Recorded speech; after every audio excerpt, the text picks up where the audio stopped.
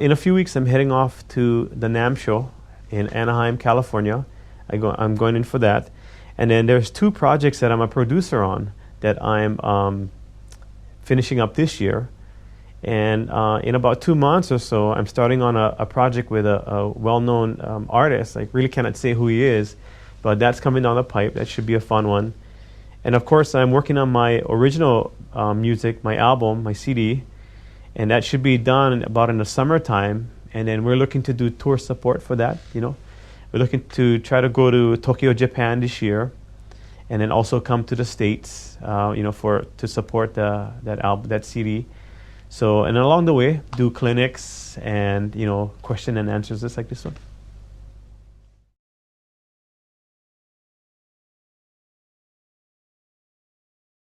Well, I started to play music at 5 years old. I got into playing the ukulele, like everybody in Hawaii.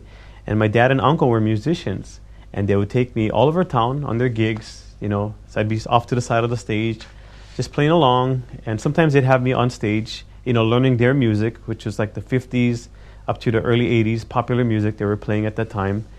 And about 6 or 7, I'd ask my mom and dad to enter me into talent shows. So I did a lot of talent shows all over the place, just a lot of them, and wasn't really to win anything. I just wanted to get up on stage and play in front of people other than my family. The stage bug had bit me very early, and my parents were great because they would have musical instruments throughout the house, so guitars, ukuleles, basses, and my sisters and I, we'd play along with each other, playing different music.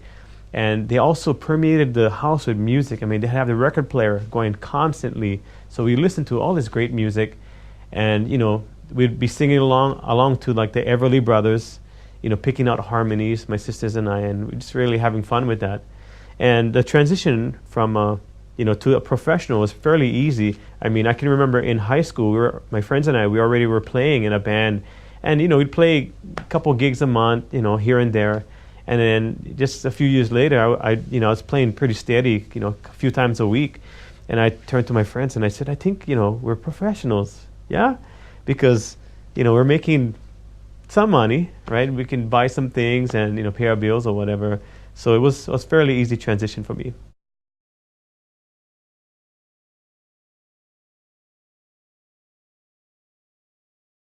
Well, I've worked with Willie Nelson a few times on a couple of different projects. And then I've worked with Joe Perry. When Joe Perry was here on the island, they did their Aerosmith concert. I went and worked with him on a few guitar items. And then I've also worked with mega producer Bob Rock, who has produced for Cher, Bon Jovi, Metallica, and just a host of others he's worked with him. And then I've also worked with Lucas Nelson. And he has a band, Lucas Nelson and the Promise of the Real, on the same project that I worked with Bob Rock. And then I've worked with Ralph McDonald, a great percussionist. And then here in Hawaii, I've worked with Amy Hanaiali'i a few times, Napua Makua, Kili'i Tawa, several projects with him, Ron Kuala'au, Tarvin Makia, David Kawahikawa, and just a lot of different other artists.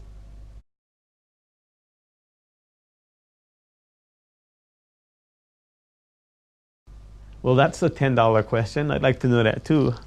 But, of course, I run my recording studio here, Sounds Like Hale Recording Studio, and I keep busy with that. I always tell people that that's like my daytime job, working in the studio. So I work in the studio as an engineer, producer, and I produce music for other people, and of course my own music.